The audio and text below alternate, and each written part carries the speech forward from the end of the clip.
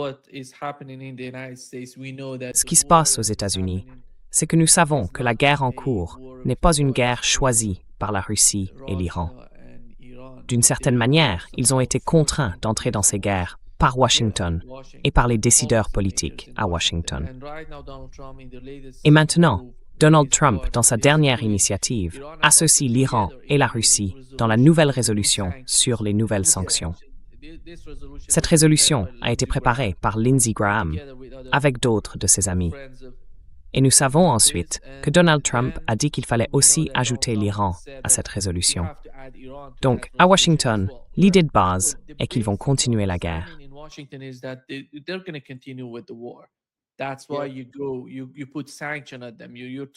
C'est pour cela que vous leur imposez des sanctions.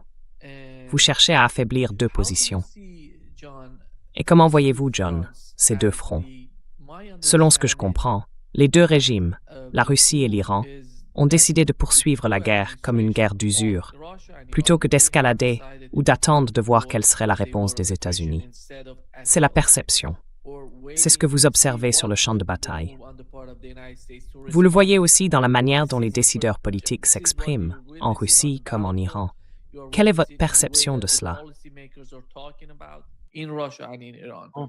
Yeah. Well, it's a big question, Nima, and we've only Eh bien, c'est une vaste question, Nima, et nous n'avons qu'une heure pour l'examiner.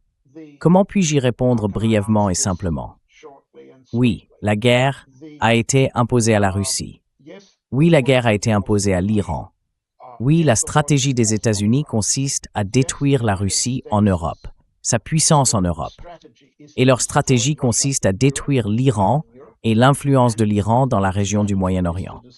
C'est une politique américaine, et c'est une politique américaine depuis 1953, depuis avant que les Israéliens ne soient aussi sûrs d'eux qu'ils le sont aujourd'hui quant à leur capacité à étendre leur territoire et leur influence.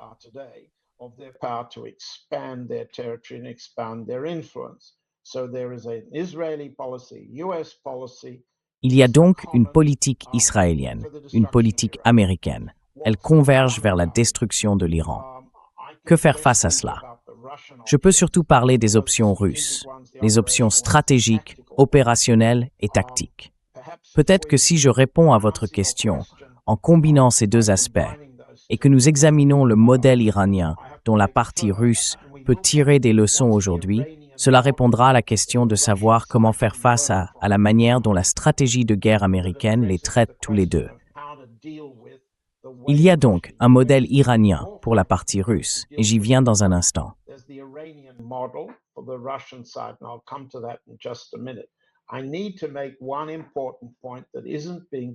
Je dois souligner un point important, qui n'est discuté publiquement ni en Russie, ni en Iran, ni dans les podcasts américains sur ce sujet.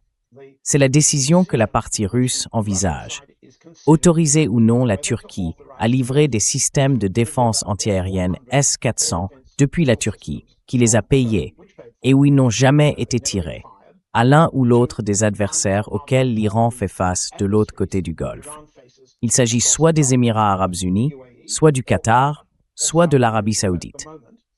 Mais à ce stade, d'après ce que rapporte la presse arabe, il semble que ce soit les Émirats arabes unis.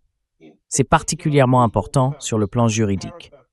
L'article 3 de l'accord de partenariat stratégique entre la Russie et l'Iran, signé il y a maintenant plus d'un an par les présidents des deux pays, Pezeshkian et Poutine, prévoit, exige qu'aucune des parties n'aidera un pays tiers à commettre une agression contre l'une ou l'autre. Or, si la Russie apporte une assistance aux Émirats arabes unis, qui sont un agresseur contre l'Iran, sommes-nous tous d'accord là-dessus? Ils accueillent des bases américaines agressives. Ils ont participé à la guerre contre l'Iran. Les Émirats arabes unis, le Qatar et l'Arabie saoudite seraient couverts par l'article 3, je répète 3, du pacte irano-russe. Par conséquent, en vertu de ce pacte, il serait illégal pour la Russie de transférer les S-400 à l'un de ces trois pays. Nous n'avons absolument aucune discussion sur cette question, et il devrait y en avoir une. And there ought to be a discussion about it. Il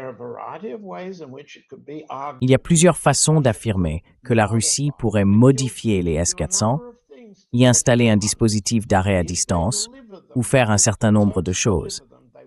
Mais s'ils les livrent, si les Turcs les livrent, il n'y aura pas de dispositif d'arrêt à distance. Du point de vue des Émirats arabes unis, de l'Arabie saoudite ou du Qatar, il ne vaudrait pas la peine d'être acheté. La question devient donc la suivante. La petite question, la question juridique. Le président Poutine va-t-il autoriser le transfert de ces S-400 à un pays qui est actuellement en guerre avec l'Iran? D'abord, qu'est-ce que cela signifie dans le contexte stratégique plus large? Ce contexte stratégique plus large, c'est l'Iran peut-il faire confiance à la Russie pour respecter ses engagements dans cette guerre? On entend toutes sortes de discussions sur le soutien militaire russe, le soutien en renseignement, le soutien commercial et logistique de toutes sortes apporté à l'Iran pour qu'il se défende contre les États-Unis.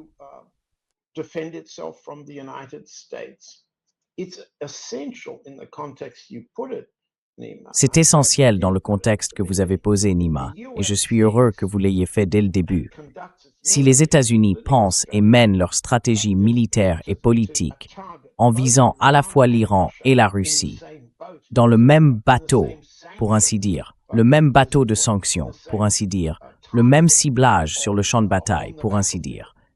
Si les États-Unis traitent l'Iran et la Russie ensemble, l'Iran fait-il confiance à la Russie pour respecter ce pacte? Et la question des S-400 en est la preuve.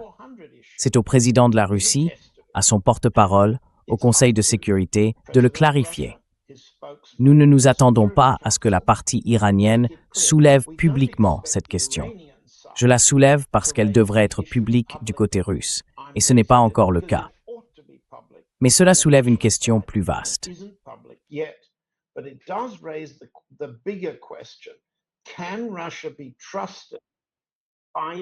La Russie peut-elle avoir confiance en ses alliés? Pas seulement l'Iran, mais aussi les autres alliés que les États-Unis prennent également pour cible, la Chine, la Corée du Nord. Nous venons d'avoir une visite à Moscou. La ministre nord-coréenne des Affaires étrangères a promis le soutien de la Corée du Nord à la Russie dans sa guerre contre l'Ukraine. La question de la confiance renvoie à une question plus large. Quand l'Iran, la Russie ou les deux font face à un problème commun, une guerre menée par les États-Unis, les alliés de l'OTAN, Israël et d'autres, se font-ils suffisamment confiance pour s'allier les uns aux autres? Présentent-ils, d'une manière ou d'une autre, un front uni qui pourrait dissuader les formes d'agression exercées par les États-Unis et leurs alliés contre l'Iran comme contre la Russie? Voilà donc un point général pour commencer. Si vous me le permettez, je vais poursuivre un peu. Quel est le modèle iranien dont la Russie pourrait s'inspirer, mais qu'elle n'a pas encore adopté?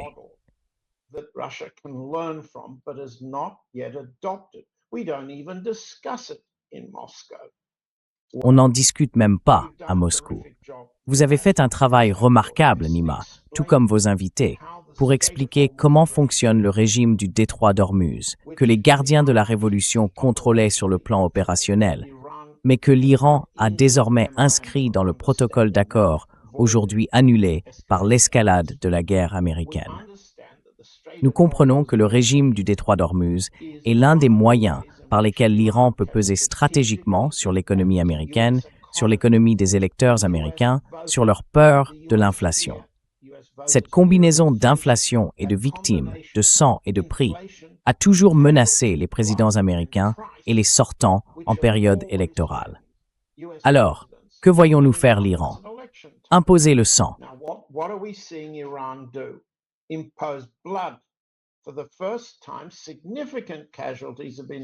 Pour la première fois, des pertes importantes ont été infligées lors de l'attaque iranienne contre Al-Tanf en Syrie, de l'attaque contre la Jordanie, de l'attaque contre le Koweït et ailleurs. Oui, les États-Unis étouffent les informations sur le nombre de soldats et de personnels américains blessés, sur le nombre de victimes.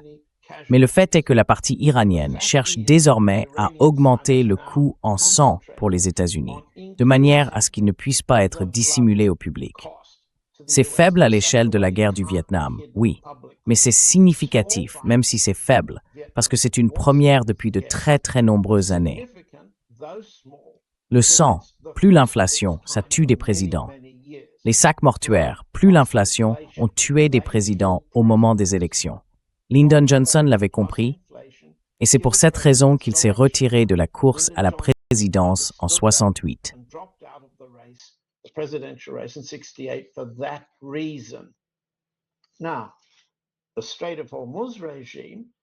Or, le régime du détroit d'Ormuz est un moyen pour l'action militaire iranienne, bien que relativement faible face aux forces de blocus américaines, de provoquer des pénuries, non seulement de pétrole, mais aussi de gaz et de sous-produits comme l'hélium.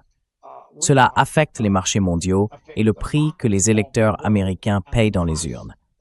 Cela affecte à son tour la valeur de l'économie et les marchés boursiers américains. C'est une offensive mondiale qu'un pays relativement faible dans cette situation, attaqué par un pays relativement fort, peut utiliser pour se défendre. Alors, comment appliquer ce modèle à la Russie? La Russie a elle aussi, disons-le ainsi, son problème de détroit d'Ormuz. La mer Noire est désormais soumise à une escalade croissante de la guerre des drones menée par les Ukrainiens, avec l'aide des États-Unis, des Britanniques et des alliés de l'OTAN.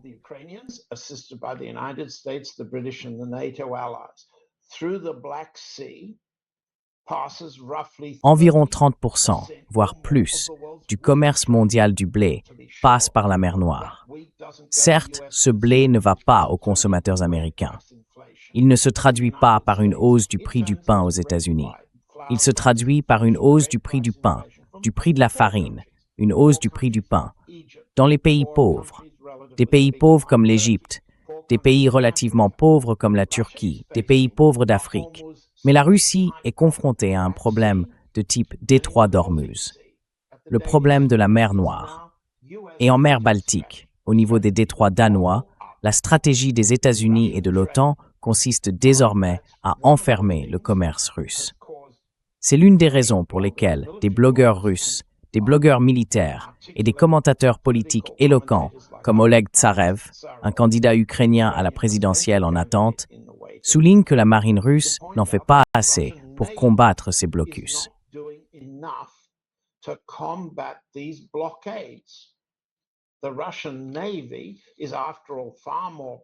La marine russe est, après tout, bien plus puissante que la marine iranienne.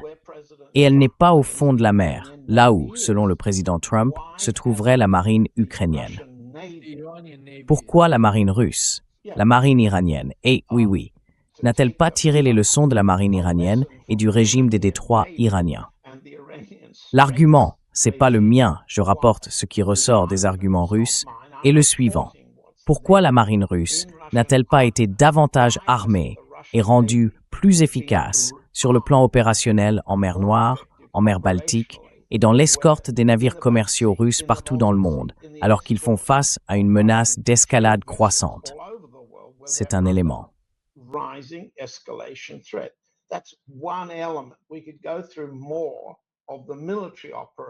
On pourrait évoquer davantage d'opérations militaires. Mais il y a une dimension de ce que fait le modèle iranien qui n'est tout simplement même pas discutée aux États-Unis. C'est que les capacités militaires iraniennes peuvent avoir un impact sur les marchés américains, sur les marchés boursiers. Or, la valeur boursière est l'un des domaines dans lesquels l'administration Trump est très vulnérable. Quand vous êtes sous attaque des États-Unis, vous cherchez, comme les Iraniens l'ont fait, quelles sont les vulnérabilités de l'assaillant. Quel est son talon d'Achille? Et comment frapper ce talon? Vous n'essayez pas de mener une guerre frontale contre une superpuissance.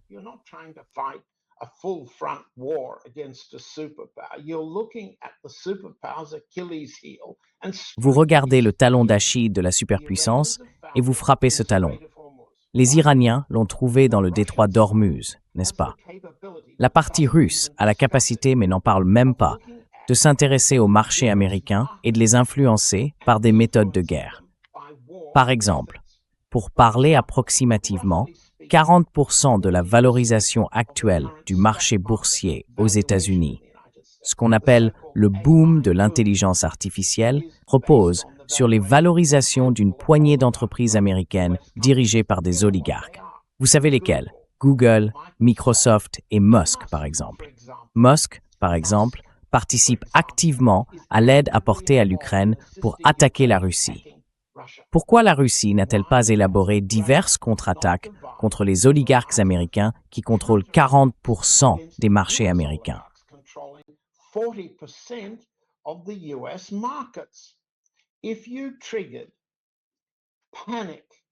Si vous provoquiez la panique, si vous faisiez peser des menaces sur les oligarques américains qui nuiraient aux valorisations boursières aux États-Unis et accéléreraient ce que beaucoup d'experts considèrent comme une bulle sur les marchés américains, vous créeriez un risque de récession, voire pire, pour l'économie américaine.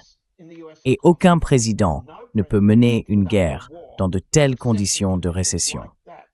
Pourquoi la Russie ne fait-elle pas aux États-Unis ce que les États-Unis et leurs alliés font déjà aux oligarques russes? Regardons cela. Le président Poutine promet des représailles à l'identique. Très bien. Où sont les représailles face au fait que presque tous les oligarques russes, qui contrôlent une très grande partie de la base économique sur laquelle repose le soutien au président Poutine, ont été sanctionnés par les États-Unis?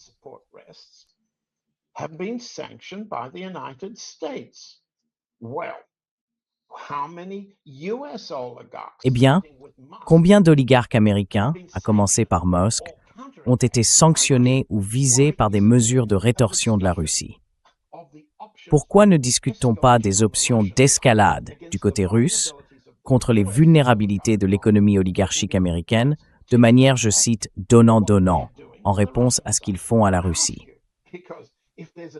Je vous pose la question parce que s'il y a une discussion sur les capacités de riposte et d'escalade du côté russe, selon le modèle iranien, alors ça n'a aucun sens, n'est-ce pas, que la Russie laisse les oligarques américains agir en toute impunité. Et si beaucoup d'entre eux sont à l'origine du financement de l'élection du président Trump, beaucoup financeront aussi la succession du président Trump.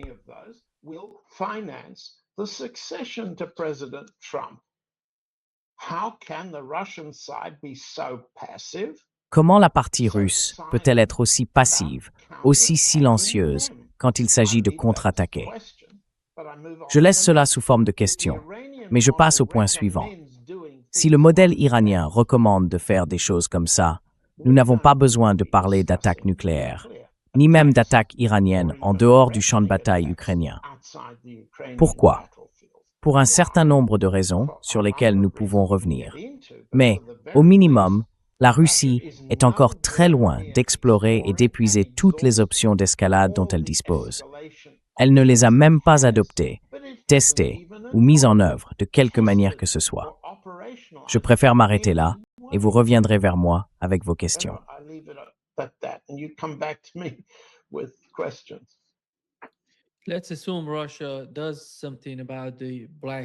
Supposons que la Russie fasse quelque chose en mer Noire, ou plus précisément à Odessa.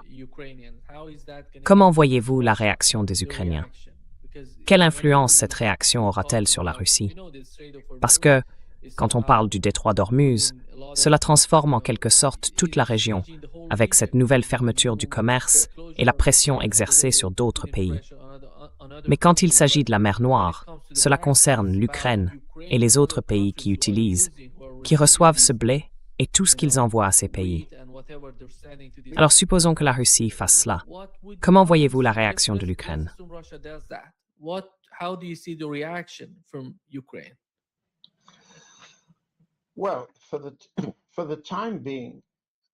Eh bien, pour le moment, la réaction ukrainienne a été de réparer rapidement et de préserver l'accès de son port d'Odessa vers l'extérieur, en trouvant des solutions de rechange à la perte d'Odessa, comme port d'entrée et de sortie.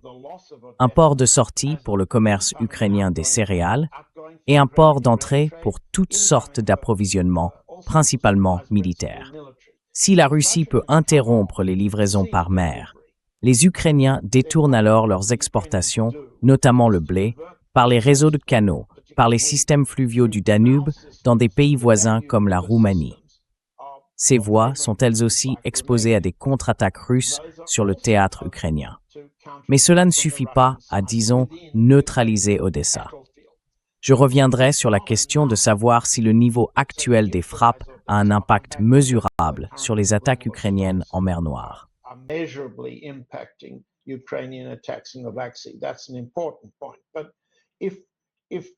C'est un point important. Mais si la stratégie d'escalade russe, celle de l'état-major général, consiste à attaquer les livraisons, alors pourquoi le système d'acheminement terrestre depuis la Pologne, le hub de l'OTAN de Rzeszów, dans le sud-est de la Pologne, est-il resté ouvert à des milliers de tonnes de fournitures entrantes, ainsi qu'à des vols médicaux, d'évacuation sanitaire et toutes sortes de vols sortants? Pourquoi ce hub est-il resté ouvert? Les lignes ferroviaires et routières sont restées ouvertes. Pourquoi les systèmes d'approvisionnement terrestre entre la Pologne, Lviv, Kiev, puis le front sont-ils restés ouverts sans même avoir été attaqués? Donc votre question ne porte pas seulement sur l'impact des attaques russes que nous avons vues ces 3 derniers jours à Odessa. Elle porte aussi sur l'impact d'une tentative, à l'échelle de tout le pays, de couper l'Ukraine de ses livraisons. Israël est promotions.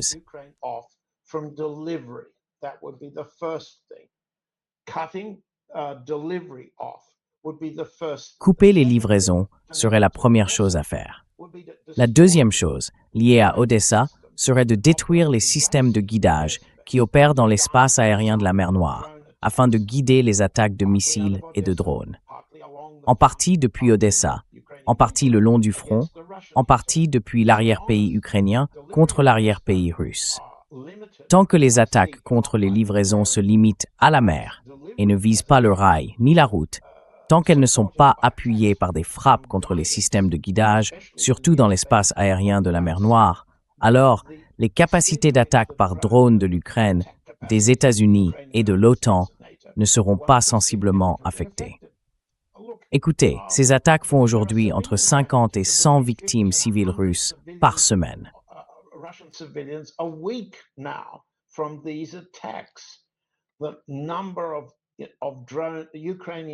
Le nombre de drones d'attaque ukrainiens utilisés en SM se chiffre désormais par dizaines, voire par centaines. À moins d'observer une diminution significative, la réponse à votre question est que les représailles russes autour d'Odessa n'ont pas d'effet significatif.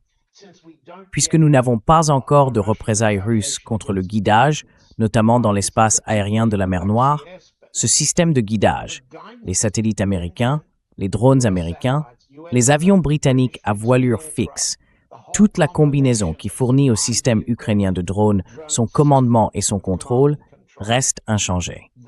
Par conséquent, l'escalade ukrainienne continue de monter. Le nombre d'attaques augmente, les pertes du côté russe augmentent, peu importe. Et comme je viens de le dire, les victimes civiles augmentent, peu importe.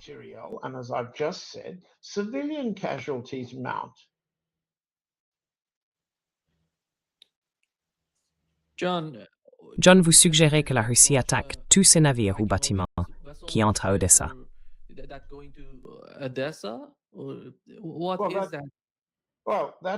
Qu'est-ce que c'est que ça? Eh bien, ça a déjà été fait. Oui, ça a déjà été fait. Deuxièmement, la Russie doit accroître ses... Et là, on parle simplement du plan opérationnel et tactique. Il n'y a rien de nouveau. Personne n'a besoin que je fasse un copier-coller des blogueurs militaires, des communiqués du ministère de la Défense, des sources ukrainiennes. Tous documentent à quel point les mouvements de navires, les batteries de missiles de courte portée et de drones, les systèmes de fabrication de drones, toutes ces choses sont frappées en ce moment. La question que vous posez, je crois, c'est quels sont les résultats? Quels en sont les effets?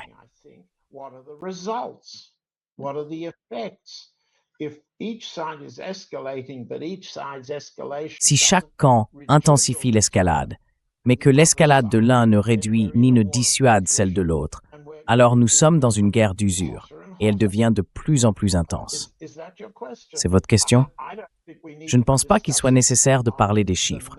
Notre public peut consulter un blogueur militaire russe comme Boris Rogin, c'est le colonel Kassad, C-A-S-S-A-D, sur Telegram, et voir jour après jour, heure après heure pour ainsi dire, quel est le bilan, quels sont les chiffres, les tirs ukrainiens entrants, les interceptions ukrainiennes, les tirs russes sortants, les cibles visées, la nature des cibles.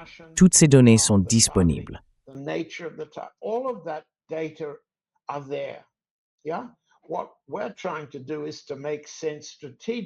Ce que nous essayons de faire, c'est de donner un sens stratégique à toutes ces opérations.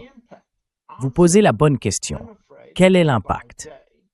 La réponse, j'en ai peur, c'est que jour après jour, dans la guerre des drones, rien n'indique que l'action russe, ce que le président Poutine a qualifié d'action en miroir, du tac au tac, mais plus puissante que ce qu'ils peuvent nous envoyer, c'est ce qu'il a dit, produisent le moindre résultat concret, montrant soit un effet de dissuasion, soit une atténuation.